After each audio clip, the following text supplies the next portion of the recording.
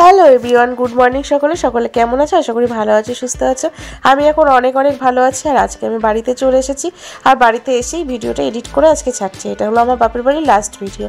তা সকালবেলা উঠে দেখতে পাচ্ছ যে আমি উঠোন ঝাড় দিচ্ছি। সকালবেলা উঠে দেখি কি মা নেই। আমি ভাইকে জিজ্ঞাসা করলাম, ভাই মা কোথায়? বাবা তো উঠে ফুল কিনতে চলে গেছে, আর দেখছি ভাই শুয়ে রয়েছে। আমি উঠেই ভাইকে জিজ্ঞাসা করছি, ভাই বললো রসের অর্ডার দিয়ে এসেছি, মা রস আনতে গেছে। কারণ ভোরবেলা ভাই যেতে পারবে না, তাই জন্য মা গেছিলো। আসলে ভাই যেতে পারবে না, তারা ভাই ইচ্ছা করে যাবে না, কারণ ঠান্ডা তো, তাই জন্য। হ্যাঁ, মাকে কষ্ট করতে হলো, মাই গেল। আমি সকালবেলা উঠে দেখলাম মা নেই, তাই আমি উঠে আজকে কাজ করতে শুরু করলাম। কারণ আমি কয়েকদিন বাপের বাড়িতে গেছি, কিচ্ছু করিনি। আমার মা আমাকে কিছু করতে দিইনি, শুধু রেস্ট নিয়েছিলাম। কারণ মা বলছে শ্বশুরবাড়িতে গিয়ে তো কাজ করবি, আর প্লাস তোর শরীরটা খারাপ, তাই তোর কিছু করতে হবে না। আর আমি দেখলাম লাস্ট আমি বাপের বাড়ি থেকে চলে আসবো, আর এটাই হচ্ছে আমার শেষ ভিডিও এখানে করতে হবে।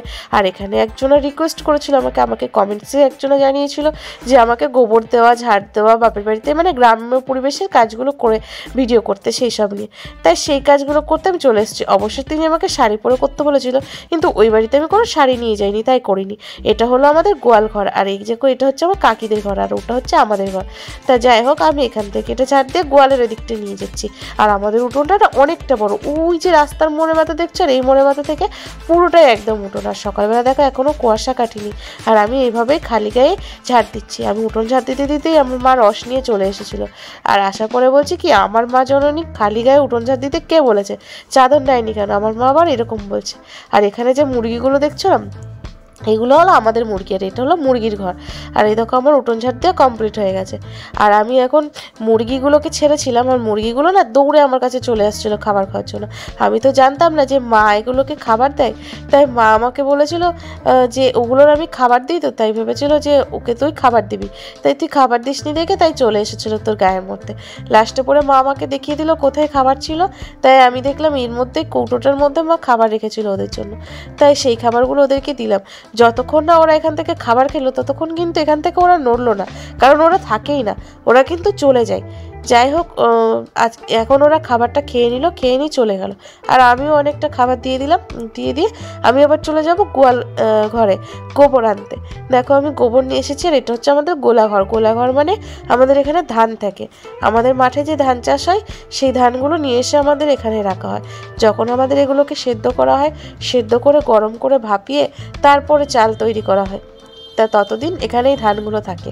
তা যাই হোক, এই গোলাঘরটাই আমাদের পুজোও করে। আর এটা হলো এই লক্ষ্মী ঠাকুরটা দেখতে পাচ্ছ, এগুলো আমার পুরনো ঠাকুর। আমার মা লক্ষ্মী ঠাকুর কোনোদিনও জলে ভাসায় না, এই গোলাঘরের ওপরে বসিয়ে রাখে। এটা আস্তে আস্তে যখন ভেঙে যায় বা পড়ে যাবে, মাটি হয়ে যায়, বা অনেক বছর থেকেও যায়। তা যাই হোক, আমাদের এই গোলাঘরের ওপরে এই লক্ষ্মী ঠাকুরটাকে বসিয়ে রাখে। আর এখানে আমাদের রোজ গেলে গোবর দিয়ে লেপা হয়, কারণ হচ্ছে এখানে আমার মা তুলসী গাছ লাগিয়েছে। এখানে দেখতেই পাচ্ছ ঠাকুরের থালা গাছ রাখা আছে, তুলসী তলা খেতে দেওয়া হয়। আর গোলাঘরেও পুজো মানে সন্ধ্যা ধূপকাঠি এরকম দেওয়া হয়, তার জন্য এটাকেও প্রত্যেক দিন লেপা হয়। তা যাই হোক, আমি এখানে বসে রয়েছি, আর আমার কাকি পেছন দিক থেকে মানে আমাকে ডাকছিল, তাই আমি আমার কাকির কথা সাড়া দিচ্ছিলাম। কারণ আমার কাকি বলছে, তোর এত শরীর খারাপ ছিল, তুই খালি গায়ে কেন কাজ করছিস? কারণ প্রচণ্ড পরিমাণে কুয়াশা পড়েছিল, রোদ কিন্তু ছিল, তার বাদেও কুয়াশাটাও পড়েছিল। কাকি বললো যে ওটাই গায়ে লেগে যাবে, এটাই বলছিল।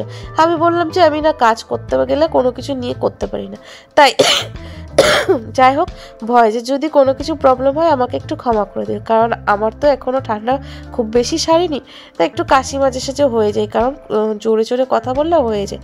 তাই ভয়েসটায় যদি কোনো গন্ডগোল হয় আমাকে একটু মাফ করে দিও। তা যাই হোক, আমি আজকে একটা রিকোয়েস্ট ভিডিও করলাম, এটাই ভেবো, কারণ একজন দাদা খুব করেছিল, আমরা গ্রামের মেয়ে, আমরা গোয়াল গোবর সমস্ত সব কিছু করতে পারি, এতে কোনো বাধা নেই। বিয়ের আগে সমস্ত কাজ করেছি, বিয়ের পরে শ্বশুরবাড়িতে চলে এসেছি, শ্বশুরবাড়িতে এগুলো নেই, তাই করা অভ্যেসটা নেই, মানে এটা ছেড়ে দিয়েছি। তাই বলে যে গোবর দেখে ঘেন্না করি, সেটা একদমই না। মা বলে কি, মেয়ে ছেলেদের গোবর দেখে ঘেন্না করতে নেই, গোবর হচ্ছে লক্ষ্মী। তো যাই হোক, আমরা গোবর দেখে কখনো ঘেন্না করি না। গোলার ওখানে দেখো ল্যাপা হয়ে গেছে, দূর থেকে দেখতেই পাচ্ছ। আর এটা হচ্ছে আমাদের রাস্তার মধ্যে আমার মা এরকমভাবেই লেপে। শুধু আমার মা না, আমাদের গ্রামের প্রত্যেকজন না, কেন জানি না লেপতে হয়। এটা মা লেপে, তাই আমিও গোল করে এরকম লেপলাম। এখানে এটা হচ্ছে আমাদের একটা রাস্তার মোড়, আর ওটা হচ্ছে আমাদের আরেকটা জায়গায় যখন আমি লেপতে যাবো ওটা হলো আমাদের মেন রাস্তার মেন। তাই এই দু জায়গায় তো মা লেপেই, প্লাস ঘরের দরজার কাছেও আমার মা গোল করে গোবর দিয়ে লেপে। মা অনেক সময় হাত দিয়েও করে, অনেক সময় ঝাঁটা দিয়েও করে। আমি না এটা হাত দিয়ে করতে গেছিলাম, মা বললো অনেকটা টাইম লাগবে, তুই ঝাঁটা দিয়েই কর। আর প্লাস আমার একটু বেরোনোরও ছিল সকাল সকাল, তাই। আর এই কাজগুলো না বেশিরভাগটা না আমার দিদুন করে দিয়ে যায়, কারণ আমার দিদুন অনেক ভোরে ওঠে ফুল তোলার জন্য, তাই জন্য আমার মারও করতে হয় না। আগে আমার মা করতো, দিদুন এখন এসে মাঝে সাঝে করে দিয়ে যায়। আমার মা একলা একলা পারে না তো, তাই জন্য আমার দিদুনও এসে আমার মায়ের সাথে হেল্প করে। আর আমি যে কয়দিন এসেছি, ভোরবেলা যখন আমার দিদুন আসতো তখন আমার মাও ঘুম থেকে উঠতো না, আমিও ঘুম থেকে উঠতাম না। আমি তো 9টা 9:30 না বাজলে উঠতামই না। আর আমার মা তো তার তো উঠতো, যখন ঘুম থেকে উঠে দেখতাম এগুলো ল্যাপা পূজা সব হয়ে গেছে, সকলে দেখতাম কি চা খাচ্ছে, আমি তখন ঘুম থেকে উঠতাম। তাই যাই হোক, মাও আমাকে কখনো ডাকেনি এই কয়দিনে। তা যাই হোক, আমার তো এখানে লেপা হয়ে গেল। দেখো আমি গোল করে কত বড় করে লিপলাম।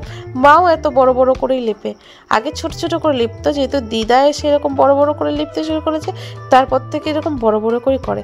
দেখতে কিন্তু অনেক মজা হয়, সকালের বাসি কাজকর্মগুলো গ্রামের ওই সাইডে দেখতে না ভীষণ মজা লাগে। আর এই যে পেছনের যে মুরগিটা দেখছো না, এই মুরগিটা খাবার জন্য না আমার গায়ের মধ্যে উঠে পড়ছিল, শুধু আমাকে বলছে খাবার দিতে। জানি না মুরগিটা এতটাই পোষ মানা, মানে আমি বুঝতে পারছিলাম না যে এই মুরগিটা আমাদের কিনা, কারণ যখন ছেড়েছিলাম তখন আমি অতটা বেশি খেয়াল করিনি। মা বললে হ্যাঁ ওটা আমাদেরই মুরগি, ও হচ্ছে বাচ্চা দেবে, তাই জন্য। তা যাই হোক, দেখো আমি ওখানে আবার চলে আসলাম। এটা হলো আমাদের মেন রাস্তার মোড়, আর এখান থেকে ওই যে রাস্তার মোড়টা পুরো দেখতে পাচ্ছি, ওটা হচ্ছে আমাদের হাই রোডে। তারপরে দেখো এখানে আমি পুরো লেপা পোছা করে কমপ্লিট। আমার বোনকে বললাম তাড়াতাড়ি 1 কাপ চা বসাতে। আমি যাওয়ার পরে আমার বোনকেও আমি নিয়ে এসেছিলাম ওখান থেকে। তা আমার বোন এসেছিলো একবেলার জন্য, মানে একদিনের জন্য। আগের দিন বিকেলে নিয়ে এসেছি, আজকে বিকেলে চলে যাবে। বোনকে বললাম তুই একটু চা বসা, কারণ কাজ তো প্রায় হয়েই গেছে। আমি বাসি কাজটা অর্ধেক সেরে নিয়েছিলাম, আর মা এসে বাসনগুলো মেজে দিয়েছিল, বাসি বাসন। তা যাই হোক, আমি বোনকে এই কথাটা বললাম যে তুই 1 কাপ চা বসা, কারণ আমরা চা খেয়ে একটু ডাক্তার দেখাতে যাব দুজনের জন্য, আমার জন্য যাব, তোমার দাদার জন্য যাব। তো যাই হোক, তোমার দাদার জন্যই বেশিটা ভাবলাম, যে তোমার দাদার অনেক দিন হয়ে গেল যে পায়ে ব্যথাটা কমছেই না, তা ভাবলাম আমাদের ওখানে একটা ভালো ডাক্তারের সন্ধান পেয়েছিলাম, তাই সে ডাক্তারটাই দেখাই কি। তা সে ডাক্তারটা দেখানোর জন্য আমরা বেরিয়ে যাব।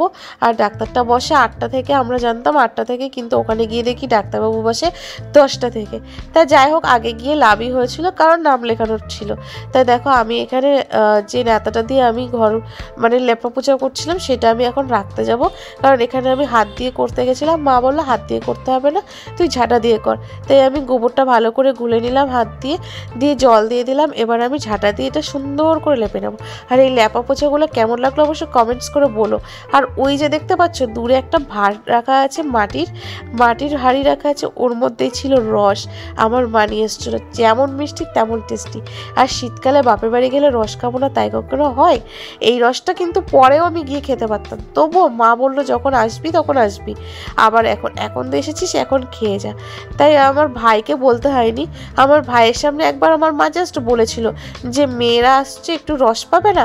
তা আমার ভাই বললো ঠিক আছে, আমি গিয়ে বলে আসবো। কখন গিয়ে ও বলে এসেছিল রসের কথা আমরা নিজেরাও কেউ জানি না। হট করে বিকেলে বাড়িতে এসে বলছে কি যে মা আমি দিদিরা রস খাবে দেখে রস কিন্তু বলে এসেছি, শুধু একটু সকালে গিয়ে নিয়ে আসতে হবে। তা বললো ঠিক আছে। তাই আমার মাই গেছিল সকালের দিকে রসটা আনতে, কারণ আমার মা সকালে মাঠের দিকে হাঁটতে যায়। তাই বললো আমি হাঁটতে গেছি, হাঁটার পথে আসার পথেই আমি রসটা নিয়ে চলে আসবো। তা যাই হোক, দেখো আমি কত সুন্দর করে লেপতে পারি। অনেক বছর কিন্তু এটা কিন্তু অভ্যেস নেই, তাও কিন্তু আমি করে ফেললাম। আমার মাকে বলছি প্রায় 9 বছর কিন্তু আমি এই কাজগুলো করি না মা, কিন্তু তবু দেখো মা বলছে 9 বছর করিস না তো কী হয়েছে, আমার এখানে তো 7 বছর করেছিস, তাতে কিছু সেই জিনিসটা কি তুই ভুলে যাবি, এরকম বলছিল। তাই যাই হোক, আমি সামনেটা অনেকটা বড় করেই লেপলাম, কারণ এই যে জুতো পায়ে দেখবে অনেক সময় জুতো পায়ে ছিল, তো আমার পায়ে জুতো ছিল, সে জুতো পায়ে যেহেতু গোবরের ওপর গেছি। আর এটা যে এই যে বাইরে আমি পা দিয়ে দিয়েছিলাম ভুল করে ভাইয়ের সাথে কথা বলতে বলতে।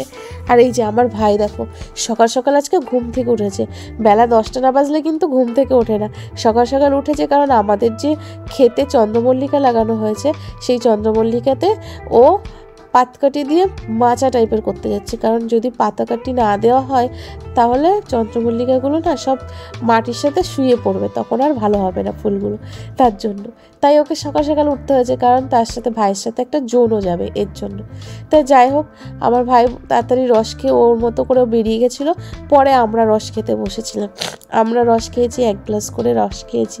আমি তো খাইনি বন্ধুরা, আমি 1 গ্লাস খেয়েছিলাম ছোট্ট দেখে, কারণ আমার প্রচুর ঠান্ডা লেগেছিলো, আর এই ঠান্ডায় ঠান্ডা রস খেলে না আরও বেশি ঠান্ডা লাগবে। তাই মা বললো তুই বেশি খাস না, অল্প একটু খা, নেক্সট টাইম আসলে পরে আবার খাবি। তাই দেখো আমার ল্যাপা পোচা হয়ে গেছে, জামা কাপড় চেঞ্জ করাও হয়ে গেছে, আর ভাই রস খেয়ে চলে গেছে। এখন রস খাবো আমি, আমার বাবা, আমার মা, আমার কাকা, আর হচ্ছে আমার বোন, আমার বর। আমার ছেলে তো ঘুম থেকে ওঠেনি, আর ও বোধহয় খায়ও নি। তাই মা বললো তোরা খেয়ে বেরিয়ে যা। আমি বললাম না, খেলে পরে সবাই হলে একসাথেই খায়। তাড়াতাড়ি করে সবাইকে একসাথেই দিলাম।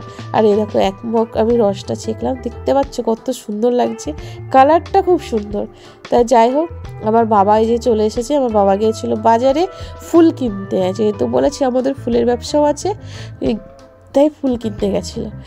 যাই হোক, আমি রসটা ঢেলে নিলাম। আর এই যে কাচের গ্লাসে দেখছো, এই কাচের গ্লাসের 1 গ্লাস আমি খেয়েছিলাম। কাচের গ্লাসটা দেখতে এরকম কিন্তু ছোট ছিল। আর আমার রস খেয়ে না ভালোও লাগেনি, মানে ভালো লাগেনি কেন, আমি বেশি খেতে পারিনি তার জন্য।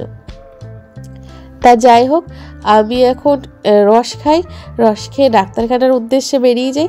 আর তোমরা কিন্তু ভিডিওটা কন্টিনিউ দেখতে থেকো, কিন্তু একদম স্কিপ করো না, স্কিপ করলে কিন্তু।